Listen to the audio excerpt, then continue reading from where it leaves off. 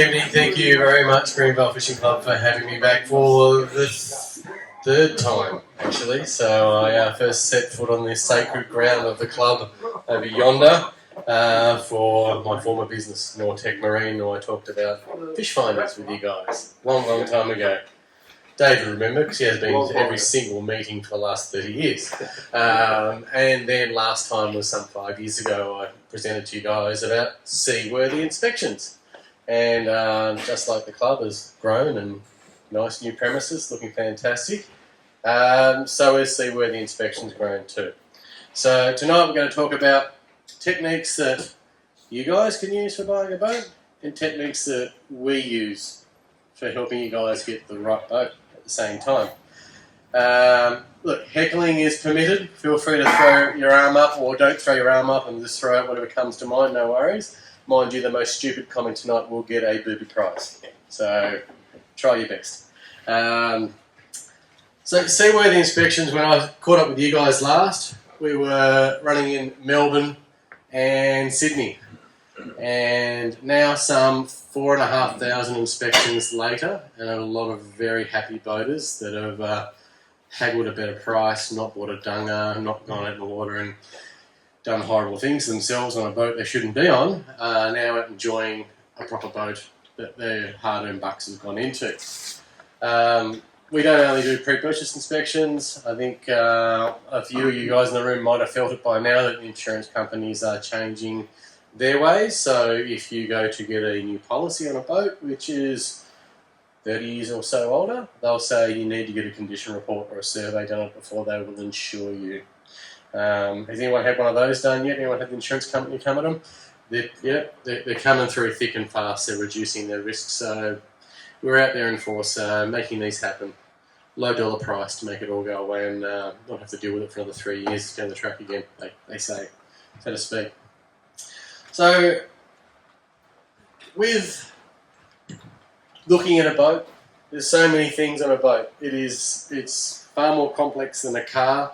It's far more complex in some ways than an aeroplane, and I know because I was in the Australian Navy working on aeroplanes for the beginning of my career, and I think boats are actually more complex. You've not only got vibration like an aeroplane, you've actually got salt water flowing through the thing area at high speed, and in a lot of cases you don't have the same level of maintenance that an aircraft has. So they are fraught with defects, but at the same time with the right attitude and having an inspection done before you buy a boat in all aspects, you're going to save yourself a lot of hardship.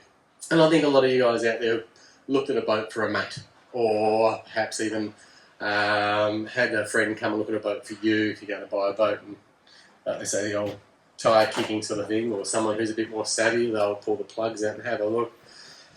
We will spend on a 6.5 metre trailer boat approximately 2.5 hours, and in that time we'll go through around about 105 checkpoints. That will entail not only the hull, whether it be aluminium or whether it be fiberglass, using lots of specialist tools, which I'm going to share with you some information on how we do that. The battery and electrical systems is a key part of it. Engine compression checks is a key part of it. These days, they're like a computer, these engines, so you've got to plug in, do a diagnostic, see if there's any fault code sitting around in there, any gremlins. And also a big thing we're finding now is checking the hour meter, because there's a lot of boats out there which have a nice little dial hour meter on them, but that's not what the engine's telling you. So these sorts of things are happening with people changing over the engines, changing boats, changing trailers, all sorts of things getting mixed and matched along the way. So our job is to try and help you guys sift through all the mess and see what is going to be the right boat for you, ultimately. So, who's had a moisture meter? Yeah? Yep. Clean answers only, thank you. So, moisture meters is the tool of the trade for what we do, and it's ultimately an ultrasonic moisture measuring tool, and it's able to see through the fiberglass and through the wood and see if there's any moisture in the timber, in the stringers, in the transom, and all around the deck of the boat, all the areas that We love to mount things in the boat, love to screw holes in left, right and centre, and 9 times out of 10 no one's putting sealant in those holes and the water always finds a way in. And when it does, this is what's going to be the telltale. So the message to you guys, if you are affixing anything to your boat, load it up with silicone or Sikaflex on that screw before you put it back in and mount it to the boat. It's where all the troubles come from. Deck seating all the time, transducers all the time, any skin fittings, a new bung hole even at the same time. Take your bung out and reseal it at least once a year. It happens that the silicone gets in the sun, it is not UV stabilised half the time, and it just does not, annually. It's crazy, hey? It happens, but look, you only get one shot at this, because once the moisture's in, you can't get it out. It is in there forever in a day. We use a whole range of other diagnostic tools, engine diagnostic tools. We use thermal imaging camera. I'm going to show you some cool pictures with next. Borescopes to get in all the holes and all the places that you can't normally see and get to. And my gosh, you see all sorts of things. You see where the boat was newly painted. You see where the gel coat or the flow coat stops in there and the ugly starts to exist at the same time. So we'll absolutely go into every aspect we can get into physically without pulling the boat apart. And that's why we need these specialist tools to see beyond the physical, what the eye can see, and start using data, start using science on our side. I've got a little bit of a small slide here just to show you how the moisture meter works. It is sending a pulse in through the fiberglass. It's an electrode pulse, and then it listens for the return pulse coming back. The way that it's doing it is if there's moisture in there, the signal will go through there a lot quicker, and we can measure up to 50 millimetres deep through a transom or through stringers or from the outside of the boat and measuring the stringers inside the boat purely just by using this magic tool, which is pretty cool. It's a sliding around and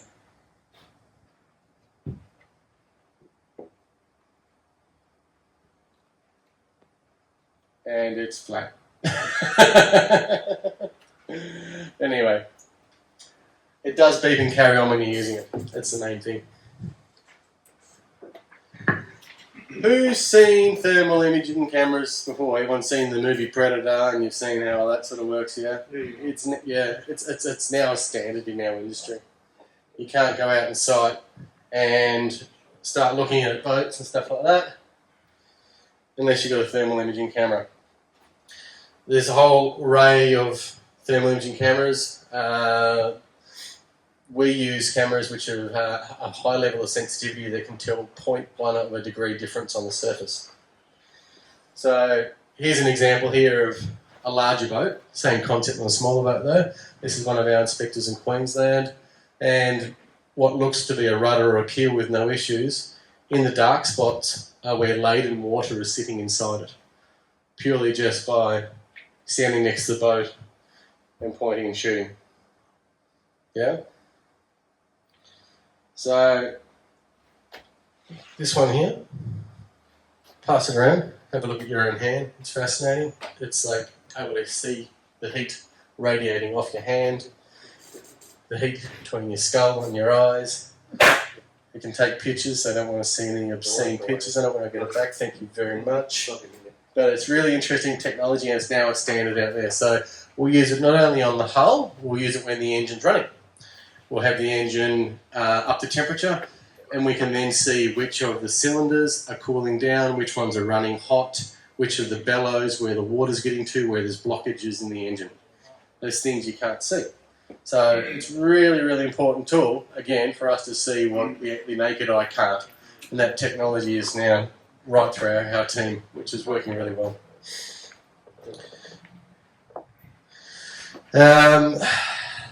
Another part of which is what the mining industry only had as a standard is now coming prevalent on trailer boats.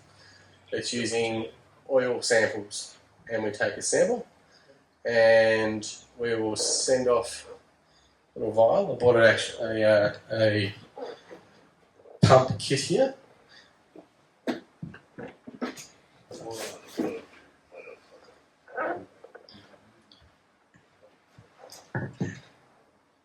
So ultimately, it's like a blood test for your engine. People go, oh, well, we use chicken feed, it's making metal or something like that. But ultimately, it's the simplest thing, and everyone is now getting to the point now, if they get a oil test done, they keep doing it themselves annually before they get their service done next. Because this will tell you a lot more than your mechanic can tell you. Simple kit, feed it down through the dipstick, put it into the pump off for about 1 inch at the bottom of it, send it off to the laboratory, and it is absolutely insane the information that it tells you that you wouldn't think. Here is an example of an abnormal one that was done in Mandurah only in March just recently. It was on a Yamaha 300 horsepower. It tells you everything about the metals, the standard, that's fine. In this case, there was a high level of fuel blow past. So you get fuel coming into the oil, you get carbon going into the oil, you get coolant in some of the inboard engines going into the oil, you get water, salt water build up, and then you get all the metals in there. It can tell you which component of the engine is actually failing. Alright, so that's something that no mechanic's going to tell you when he... And look, I ran Nortec Marine for years, ran a mechanical workshop. I know how it works. They come in, they'll drain the oil out, they'll put new filters in, and they'll send you on their way. And then they'll keep doing that for years until you get a failure and it blows up and costs you lots of money.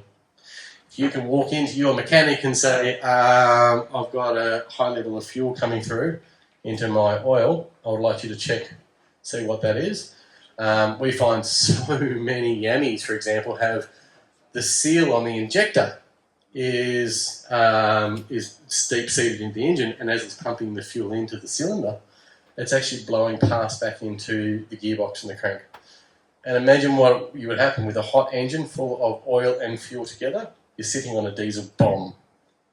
All right? And this is a known issue that Yamaha don't tell you about. We see lots of things, like, can't do this on two-strokes, of course, because they don't have a sump and oil, but two-strokes are almost a thing of the past these days. Who's got a two-stroke engine still? Yeah, hold on in there. Two bangers. Yeah, definitely. But yeah, four-stroke away ahead it's an expensive exercise if you don't get that information first. So consider having a lab test done, and then when you go to sell your boat in the future, because everyone does on average 4 years, have it sent over to your next buyer with a bit of detail saying, I've had it serviced regularly and I now know the trend. I can see that the silicon stayed the same. I can see that it was a spike there and I got that fixed and repaired. It's almost like a blood test. All right, it is one of the best things you can do moving ahead for taking care of your boat's history and its future. Not expensive, $160 or something, $165 it is. And you can even do the kit yourself, actually.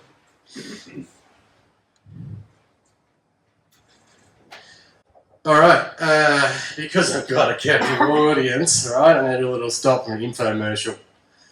Who is a Furuno owner in the room?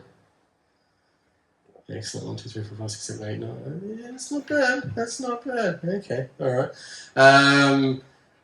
Look, I've got an electronics background, and I invented a product ages ago called a Markfish, and it has gone just through time. It was there something I made to help fishers out. I had so many people complaining that I love my Furuno sounder, but it won't talk to anything. So I created a little gizmo, a box. Thought I'd bring along and show you guys. And I've also got a special for you guys on as well. It is an interface that makes your Furuno talk to all the Garmins, all the Simrads, all the Rances out there. And why is it so important? Because you've got a button on your Furuno that probably looks like that has been sitting there and doing nothing the whole time you've owned it. Yeah, it's a nothing button until you install a Markfish. So as you're going along, a lot of you guys with multifunction displays have been able to see a fish on your screen. So if you've got a late model, say low ranks, Simrad, whatever it is, and see the fish on the screen and make a mark on the screen, on the fish finder, and it pops up as a GPS. That is a luxury that these Furuno guys don't have, okay?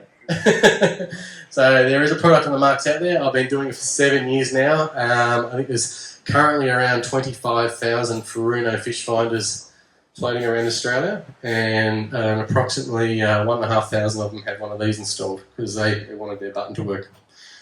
Anyway, that's my infomercial over. How often are you guys buying boats? Who's bought a boat in the last year? One. Yeah. Who's bought a boat in the last 3 years?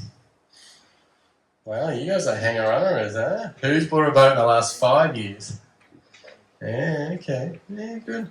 Australian statistics says there is 1 million registered boats in Australia, and according to boat sales data, the average boat owner is flipping a boat over every 4 years.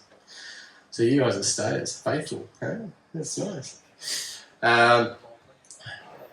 Yeah, more please. Yeah, true. I'm sure you've had someone come up and ask you, say, I'm thinking about buying a boat, what do I get? And a really key part of that is, look, you want to go fishing, you want to go skiing, you want to go power cruising. Freshwater something. Exactly. And like, do you go fiberglass? Do you go aluminium? Which way do you go? And that is a big question for everyone always along the way. So having that understanding of newbies getting into the market, they get excited, they get a blood rush to the boat, and they don't know what boat is suitable. Go get a bow rider for going fishing on, for example, or something like that. It happens a lot, something with a big inboard engine at the back. So getting the boat that's fit for your purposes is the key thing, and understanding. Everyone typically goes, I'm going to go Haynes cruise craft, I'm going to go down that sort of path. But there are so many great fishing boats out there as well. So explore what suits you. There's a lot of really great reviews out there at the same time, or contact any of our team and have a chat through what works as well. We're always here to offer advice. And some people will say, is it still okay to buy a two-stroke, for example? It is. They are still going to be serviceable in the market for the next 10 years, so by Australian law. So, of course, all these things come into play. The key thing when you're buying a boat is if it's shiny, well, that means it's been well looked after, but shiny doesn't always mean it's going to be reliable at the same time. So look beyond the shine, ask them if there are any insurance claims on it, ask them if there's any defects on the boat you should know about. Simple things like, when did you last service your trailer? Because that's probably the poor cousin to the boat maintenance that often gets forgotten, the poor trailer, until you're stuck on the side of the road with the bearing that's blown out and you really know about it. And keeping a history of the boat is a key thing for you guys. There's some really cool apps out there. For example, trackit.com.au is an Australian-made app that's hit the street in the last couple of years. Every time you get a service done on your boat, every time you change your flares on your boat, your life jacket serviced, any part of the boat, have a repair, it allows you to take a picture of the receipts and compiles it all together and keeps it all in one pile with a picture of your boat and the details of the boat. And the great thing is about that app is when you sell it, it's not some poor bugger like me that's getting into the glove box of the boat and getting through all the shredded pieces of paper from all the servicing you've had over time, but it's there in one hit. And I think the apps, it costs next to nothing. It's really worth doing. So consider keeping all your data together. It really retains that sort of selling point of your boat, that you've not only looked after it, but you've proven that you looked after it because you can keep all your data there together. Which is cool.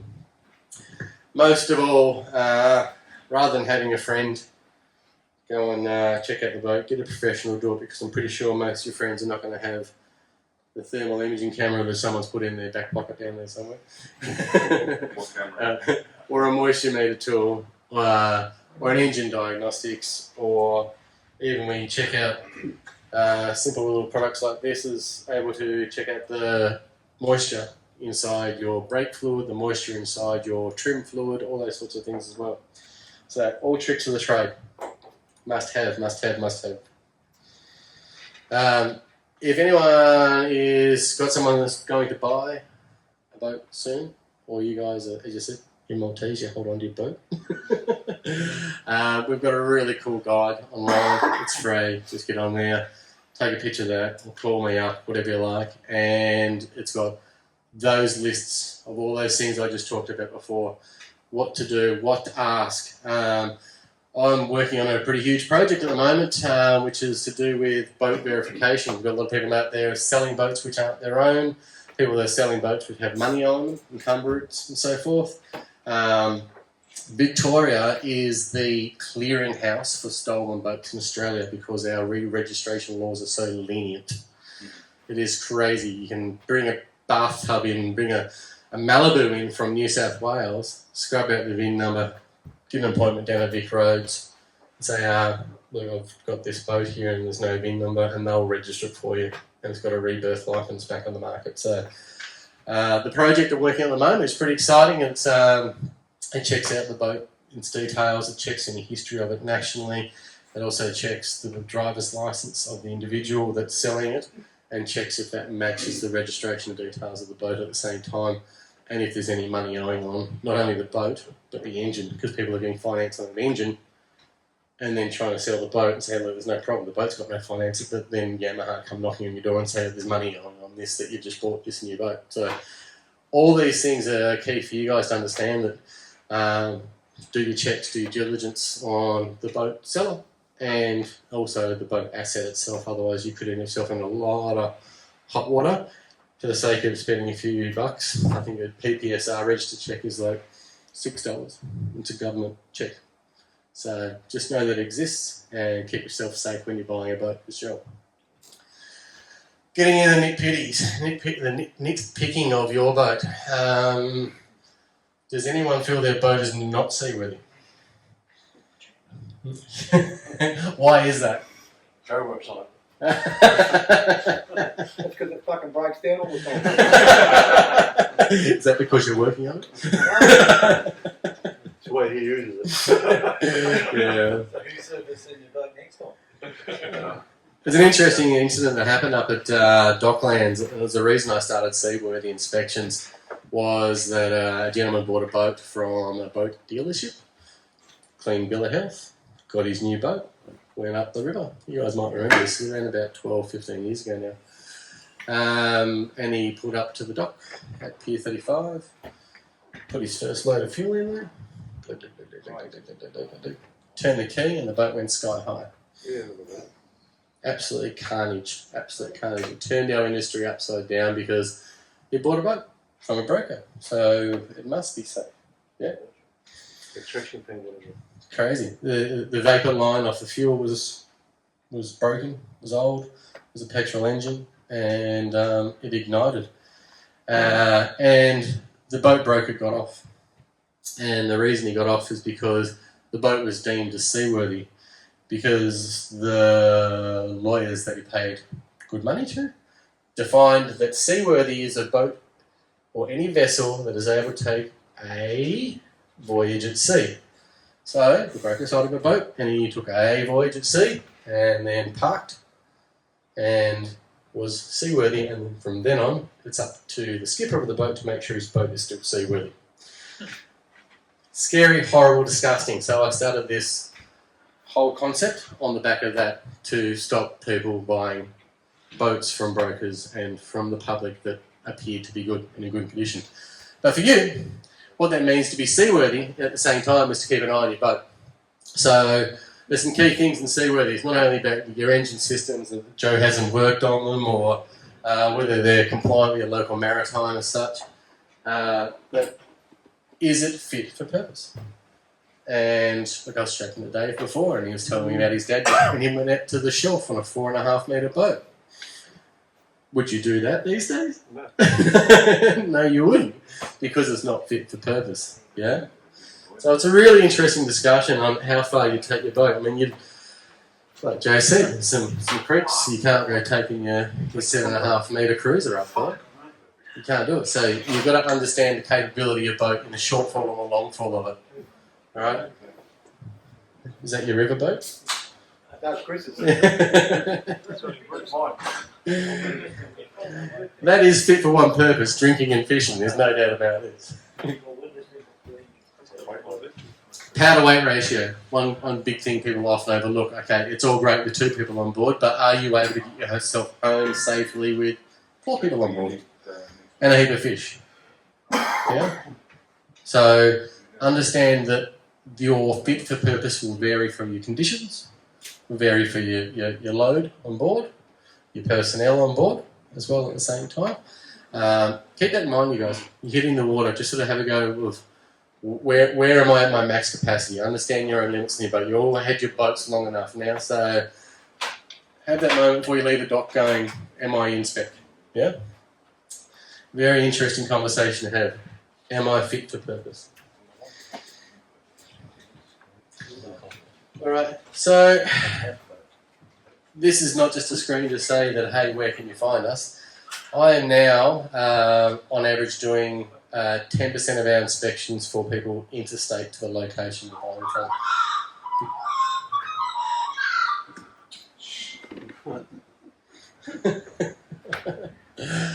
We are having boats bought and sold all over Australia. Remote purchasing is such a thing that people are buying sight unseen. And sight unseen is very comfortable to do if you've ticked all the boxes with you verified the guy's real, you looked at his driver's license, looked at his registration papers, he's actually given you a FaceTime video around the boat. Okay, good, he's got a fraud stuff. Tick. Okay, next step, I've had Seaworthy inspections come out and look at the boat. No worries, that's fine. Tick. And then the next step is I need to securely do the transaction. And there's some tricky bits in there as well, but you can do it. But the key thing is now people are buying the boats all over Australia. Western Australian guys are buying boats over in the east because they're booming. They spend $6,000 on transport, and it's still cheaper than what the boats are over there because there's Western Australian tax on boats because they don't have any good ones. So all the price is up naturally over there, and they're happy to pay for the freight to pull them over that way. So there are boats flying all over Australia. You can get a boat up to Sydney or down from Sydney for a trailer boat, $2,500. It's pretty normal. $3,500, $4,000 to Queensland.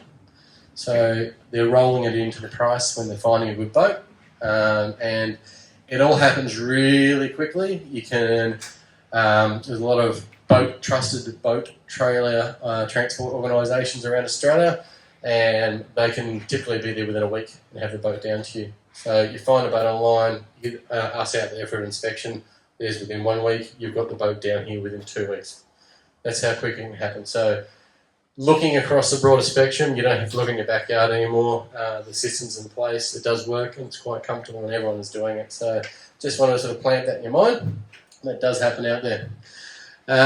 All right, so bit of a giveaway for you guys. I've talked up about the oil analysis, and I think it's something you should all really think about getting involved with. So I'm going to do a post. I'm recording this here tonight. I'm going to do a post as a big thank you to the Greenvale Fishing Club. Get on there, like it, and share it, and we'll draw out of the hat a prize for all the ones that have liked and shared it, and you'll get a 2-year supply of engine oil analysis. So you'll get the kit sent out to you, the pump sent out to you, and we'll be touching base before your next service and doing it again, and start you on a good journey of responsible boat ownership, which is what the current national campaign for the boating industry Australia are pushing. Responsible boat ownership starts at the second you think about buying a boat, right to the moment you sell your boat and everything you do in the middle of it. So get on board, be a responsible boat owner. I will have this same QR code sitting here in the last slide in a second, so you can come up and have a look at it after the talk. I am open to discuss any of the aspects of your boat and its condition while I'm here. I am a marine surveyor. I've been working in the marine industry now for 30 years. Worked in everything from the super yacht industry in Europe to Nortec Marine for 20 years here as a marine workshop, not only doing fiberglass boat building, doing fabrication and doing engine as well as high-end electronics for the boating industry. I now represent most of the government states in pushing to have boat inspections as a mandatory aspect when you're buying and selling a boat, and I'm talking to all the government. And in fact, I've got a meeting up at Century Cove Boat Show coming up and addressing the Vic Roads Transport, Department of Transport, Western Australia, Tasmania, all of them at the same time, and they're considering taking it on board. So there's a lot going on in the marine space. I am passionate about it. I've got a lot of useless knowledge upstairs here. So if you like, after the talk, grab a beer and have a chat with us. And if you are interested, if you're no guys in the Markfish, grab a card. If you are interested in someone who's buying a boat, grab a brochure from us as well. So, ultimately, Popeye. I do love Popeye. He's the only one I reckon is invincible on the water. Yeah. My message to you guys is, yes, you do have older boats. And even if you do have newer boats, they are fallible. Keep an eye on things. Look, respectfully, you've probably all got really good mechanics on your side, or you do a lot of your self-servicing. But I think it's really important to have a bit more holistic approach to your boat. Spend a bit of time going underneath the hull. Spend a bit of time looking in the aspects of the boat where you don't normally get to, because I guarantee, respectfully, mechanics don't get into those areas, and they're not the one going to sea. You guys need to take that responsibility in your own hands. That is part of your responsible boat ownership. I want to see you guys come back to shore, not only with big fish, but go back out there time over and again and enjoy yourself, not get stuck out in the water, yeah? So, most of all, I want to thank you very much for your attention tonight and having me back for a third time. Wow, I'll see if I can shoot for a record for 4. Thank you very much for organising this, Joe. I really appreciate it. I think you found my number on the back of the toilet door somewhere at the old club. Yeah. But most of all, I really appreciate you guys, and I want you to have the best time on the water. So, any questions? Any out there? Yeah, what about boats that, like we own, that are taking in water? You can't find the problem. Do you do inspections like that as well? I can give you great advice Are you about it. talking for Chris now? Or? Yeah. Yeah. The best thing is just don't put them on the water anymore, and they won't take on any more water. Yeah. Ultimately, there's a lot of techniques that we can use. The ultrasonic moisture meter, if it's a fiberglass boat, is it? No, it's aluminium. Aluminium boat. Wow. Well, the best part that I ever found in doing leak testing aluminium boats was putting the bung in, putting it up on the stand, and filling it up with water. Yeah. And it'll tell you where it's going to come out. It'll drip. Yeah, we've done that and still can't find them. Still takes water. Still takes water. Yeah, it's the same with mine. I've done the same thing. I filled it up with water. No water comes out. Yep. But when you take it out in the lake or something like that, give it 5 hours, get some water in. Hull pressure is a big part of that. So when you're in the water, not only just sitting in the water, but underway, it'll flex your hull and the shape and the welds along the way. Definitely, and that's a really, really tricky one to see.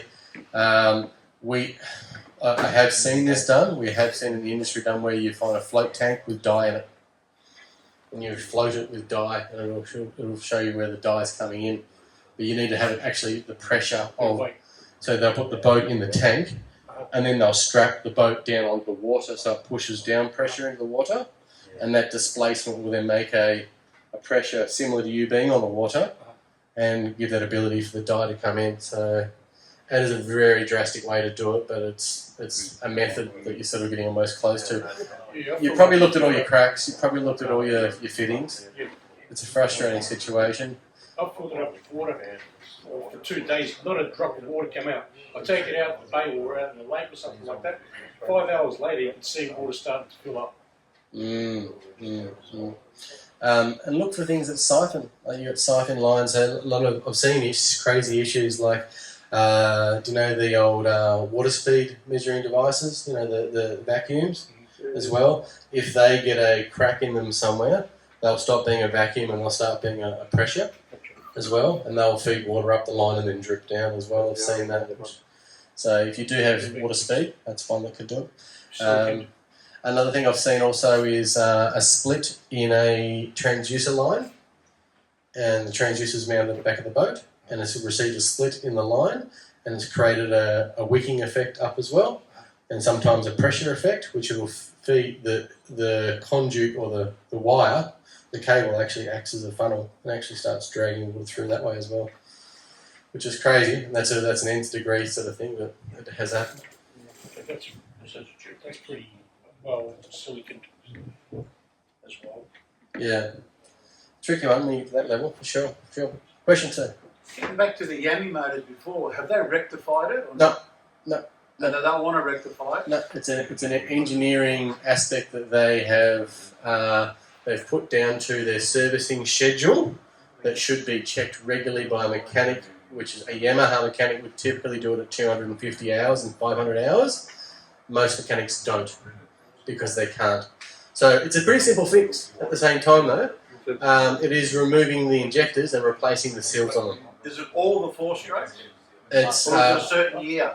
no, I've found it more commonly in the older than 5 years old, yeah, less than 10 years old, right through from the 200 to the 300 range. So brand new ones aren't doing it? But look, they're using the same seals.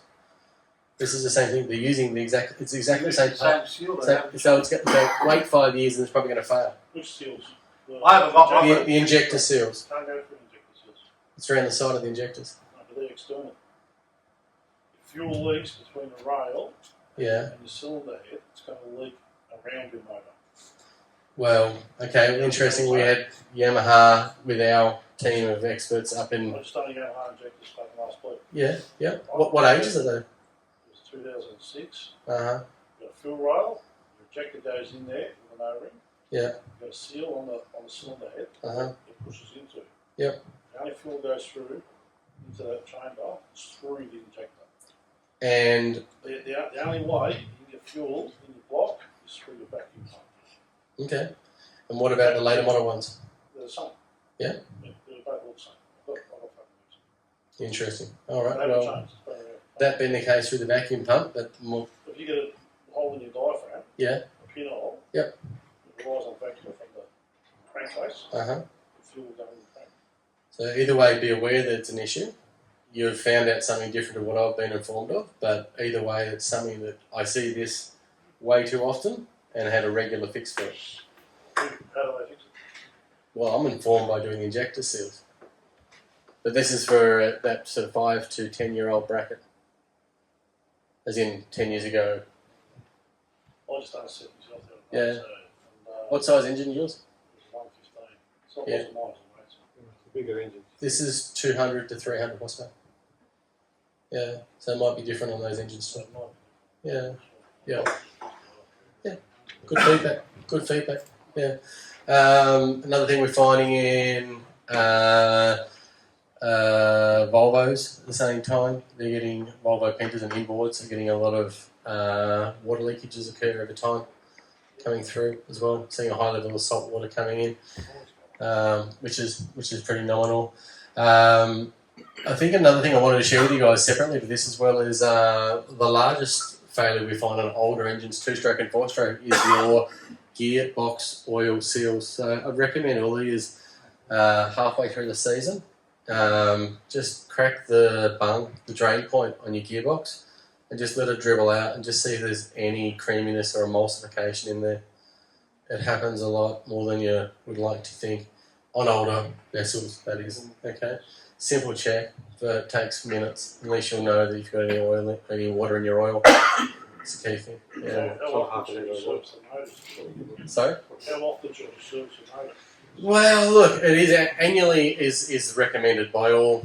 Annually or every 100 hours is the industry standard. Is that a bit fucking often? I think it is, and I think you could happily be doing biannually or 100 hours. I do it every 3 hours.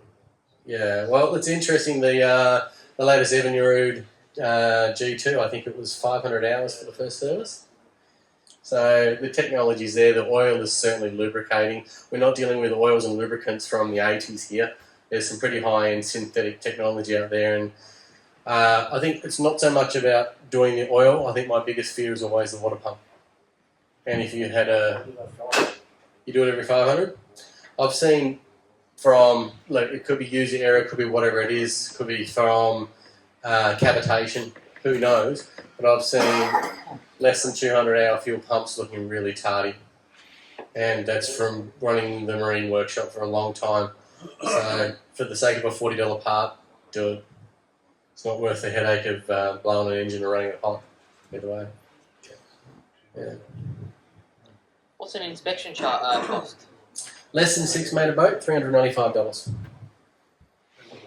Yeah. $475 for a 6 to 8 metre boat, single engine. And that includes for us 40 minutes of travel to wherever you are as well, include your mobile. We are going out to the seller's house most of the time, and the seller's never going to take their boat out of their driveway to take it to any other person's workshop, so we are that mechanic coming to them, and we've solved that problem, which everyone always had that issue. How do I get the boat checked out if the guy won't take it anywhere for me? So If they change the oil before they sell it, how does it go with the oil testing? it comes up clean and very conspicuously, yeah. It looks like... Most people say, oh, we just serviced it. Most people say, we just serviced the boat. Uh-huh. Like what? And what? We ask them, and we'll say to them, like, hey, how long ago did you service it? And at the very early stage, I'll say to my clients, do you know when it was serviced last? And if he said it was just service, I'll say, well, there's no point doing the inspection on the oil. Minimum 20 hours the laboratory recommends after the engine's been ran as well. So you run the engine for 10 minutes and then you take the sample. You can't take the oil out of the 2-stroke bottle. The 4-stroke bottle and say, here, test this. I've got a mate of mine who's got a new boat, it's only about 4 or 5 years old. He's got like a soft floor Uh-huh. where he drives on the driver's side. And he's not sure why.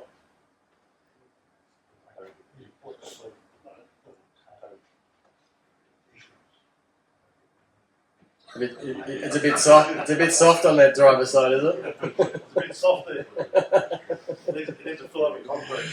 Well, you may not need a moisture meter on that one.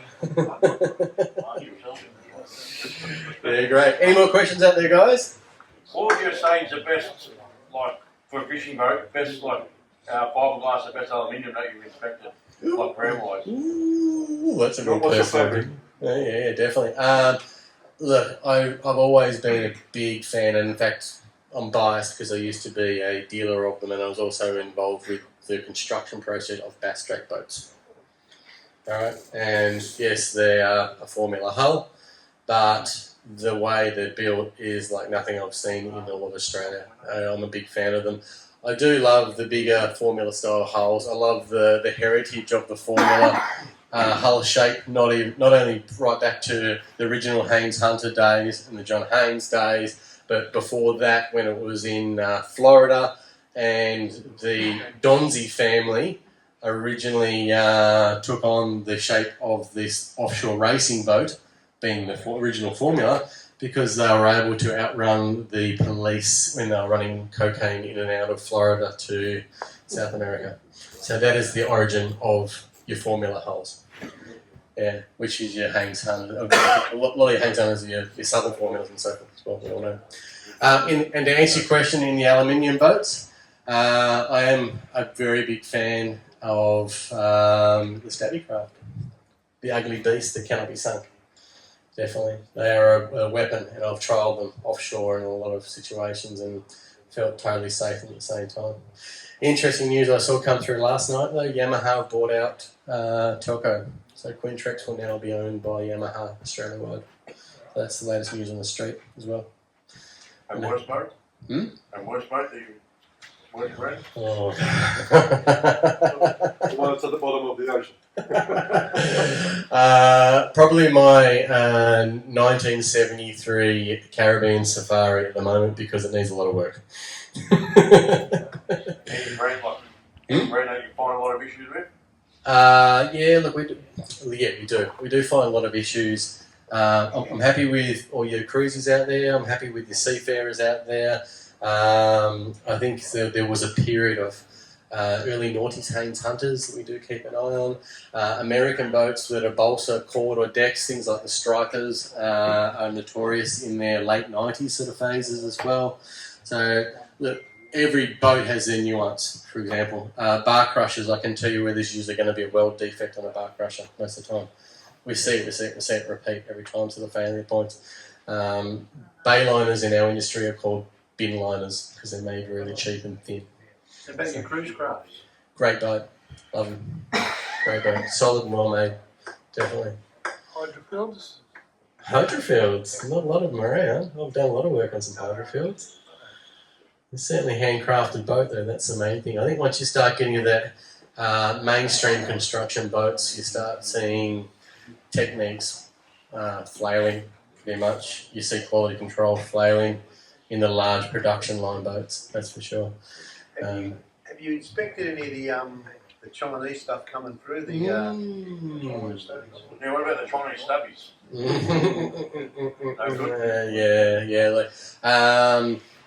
They've taken some design changes from Stabby, but not all of them. And I think when it comes into play, if look, the welds are amazing.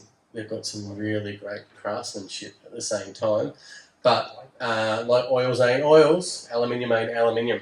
And the test of time really comes down to how quick it's going to oxidise up, how well it's taken to the weld at the same time. Aluminium is an alloy at the same time. It's not pure aluminium. We get a lot of steel from China, and we're finding it real B-grade steel. It's corroding very quick. It's anodising really quick. It's not even lasting. Yep. Yeah, we use it Same. in pylons, and we're getting complaints up and shocking. Work hardening's a big thing, so the test of time, and look, they've only really been coming in the last couple of years, the Chinese stabbies, whatever you want to call them, sort of thing. But they will flex and flex and flex and flex and flex, and then give it a couple of years until they start to flex and work hardening and cracking is when the problem's going to be at the same time. Yeah. Another thing we're finding on boats worth mentioning, we're talking about aluminium boats too, is lithium batteries. Look, they're great in the caravan market, and I think they're great if you get a high-end lithium battery, but we're getting some lithium batteries come through which have overheated and to the point they've ignited the aluminium. Alright, so be careful what batteries you put in the boat, and if you do put a lithium battery in your boat, box the hell out of it and then ventilate it at the same time, because there's a big uproar in our industry about all these low-grade lithium batteries coming in from China as well. Keep that in mind. You know, why steel from now, there's a lot of boats they have a fiberglass screen.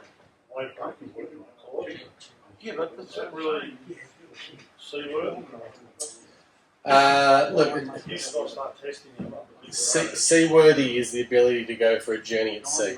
Are they? It's like a car with no. You can't see through a windscreen. Yeah, I agree. And look, I have been on a Bass Strait boat and had a green wall come over, and the wave breaker on that boat was designed well and strong enough. These boats I see that have a little louver on the front of it, which are mounted, which are a strip of stainless steel, which are mounted with inadequate bracketing, would snap and slap you in the face, I imagine, right? But you're right, it's got to be fit for purpose. Again, put something that's going to be able to deflect away. It does work. The technology does work. I know, but what I'm saying is, how can people have seats in a boat and you can sit down on that seat and you can't see forward? Yeah, and look, this is the fit for purpose again. I'm going to be standing up for the entire journey on that boat. But yes, you have a seat rest, and I think your legs are going to get pretty buggered after a while. It is. Look, we don't have a regulation in Australia for what is an Australian standard on recreational boats. It doesn't exist. They've only just brought out a regulation at the Sydney Boat Show last year, which is for new boats made in Australia have to be made to a specification. There is no existing boat or used boat minimum standard or minimum level of seaworthiness because they're afraid to open up that can of worms and have everyone go, well, my boat's not compliant. What, you mean I can't go boating now? So moving ahead, they do identify that construction and design needs to be conformant. But Joe Blow, what he does in his backyard is what Joe Blow does in his backyard, and that's probably half the fun of owning a boat. You can do whatever you like to it, but make sure you do it with an educated way.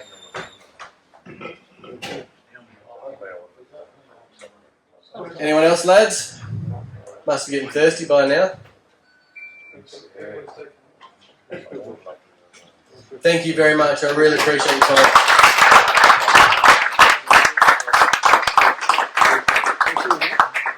Thanks, Miles, for coming down. Accept this one on behalf of us. Hopefully it fits. If it doesn't fit, Yeah, come and see me. come and see Mr. Perelman over here. Thank you very much, guys. Proud to put it in my collection. Thanks very much for coming in. Thank you. Call our team of experts 1300 462 883.